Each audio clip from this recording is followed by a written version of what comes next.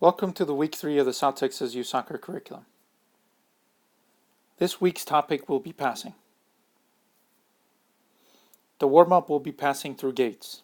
The objective of the warm-up is going to be to teach players how to pass the ball with different surfaces of the foot, to teach players how to play different types of passes, and to teach players how to accurately pass the ball. The activity will be passing through gates. So here I have two examples of gates. The bottom one will be the easiest one, and the top one will be the most difficult one. You can choose this depending on the ability of your team. Let's go over the activity. So the bottom activity will be the easiest one. Players will pass the ball through gates, and they're going to learn how to play the ball accurately to their teammate. As they play the ball through the gate, their teammate has to move to another gate and then look to see if they can receive the ball through that gate. In order for you to teach accuracy in this activity, you need to ask your players what foot do you want to play the ball to in order to receive the ball in another gate. So in this case, let's talk about these two players. This player needs to play the ball to this foot if they want to receive the ball back here. They need to play the ball to this foot if they want to receive the ball through this gate. So this will start teaching the players accuracy and start recognizing which foot they need to play the ball. Another way to teach accuracy will be for them to have a condition in the game in which every time they hit a cone, it doesn't count. So now players are looking to play the ball carefully through the cones.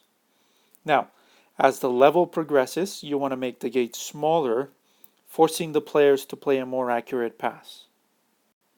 At the beginning of the activity, you may want to just go for 1 minute and then just let them pass the ball around and get comfortable.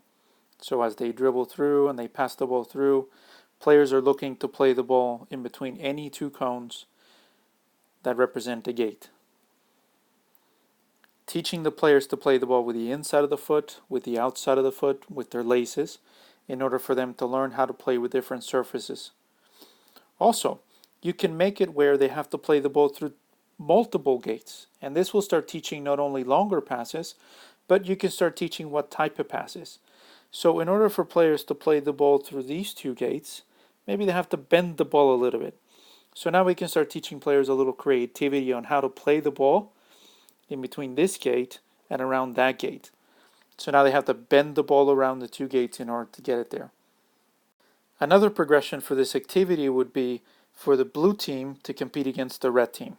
So now you have a competition. At this age group, it's really important to create a competitive environment. It is not a negative thing for them to compete against each other, as long as the coaches understand how to motivate the players and how to group them towards where it's not the same people winning all the time. So we can make the warm-up a little bit more difficult by adding moving gates.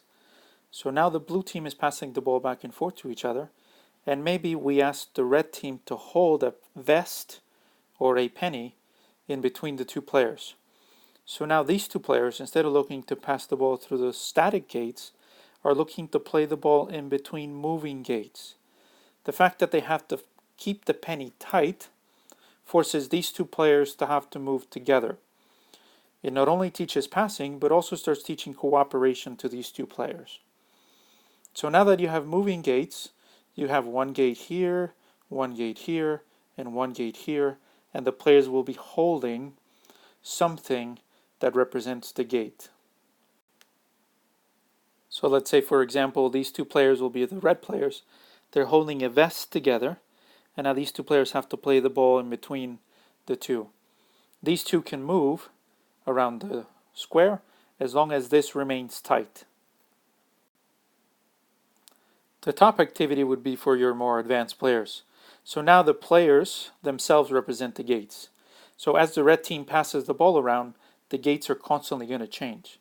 So now the blue team needs to look to see if they can play the ball in between two red players, and the red team needs to play the ball in between two blue players. This creates a replication of the game, which eventually you want to teach the players to penetrate the lines, which in this case would be defenders trying to stop them. Now let's go over the first activity with pressure. In this case, the objectives will remain similar. To teach the players to play with the ball with different surfaces of the foot, to teach players to accurately pass the ball, but now that we have defenders, it would be to teach players to penetrate using different types of passes. So the idea of this game is going to be a 2 versus 2. You notice that you have one group of 2 versus 2 here, one group of 2 versus 2 here, and one group of 2 versus 2 here. The 2 blue players will play against the 2 red players, and the idea of the game is to play the ball for somewhere you're running into this end zone. The end zone in this case is represented by the yellow cones. So players are looking to see if they can bend the ball in between or play the ball around for somebody to run into it. This player cannot be standing inside the zone. They have to run into it and get it while the ball is moving. This game will teach players how to penetrate and how to look to see if they can play the ball and keep possession. I have another grid set up on the side just to show you that if you have multiple teams training in one field, you can set up a grid next to each other, and you as a coach can stand here and observe everything. This is a full-size field, an 11 of field, so it would be if you're sharing this with multiple teams. Let's go over the third activity. The objectives will remain the same. Teaching players to play with different surfaces of the foot, teaching players to accurately play the ball, and teaching players to use different types of passes to penetrate. Your coaching points will remain the same. Accurate passes, weight of the pass, looking to penetrate behind and between defenders. So let's look at the activity. It is very similar to the one before, and it is on purpose. It is because gradually we're going to start teaching our players how to start reading the game and recognizing specific moments in the game. So in this case, the end zone represents the 18. And in this case, the end zone on the other side represents either another 18, if the field is small, or maybe in the midfield area where the players have to get out to. So the idea of the game is going to be 4v4, or 5v5, or 6v6, depending on the numbers that you have. Of course, you're going to have to modify your grid. So here I have 1, 2, 3, 4, 5, 6 reds going against 6 blues and a goalkeeper. So the red team is looking to try to play the ball in between the blue players and look to score. The blue team, if they win the ball, is exactly as the last exercise. They look to play the ball for somebody running into it. So the exercise will remain the same with similar objectives, and the players are going to be comfortable because it's going to be similar to the game. Thank you for taking your time to listen to the third week of the South Texas Youth Soccer curriculum. We will gradually provide you more bonus sessions and try to provide more instruction as we get into the curriculum.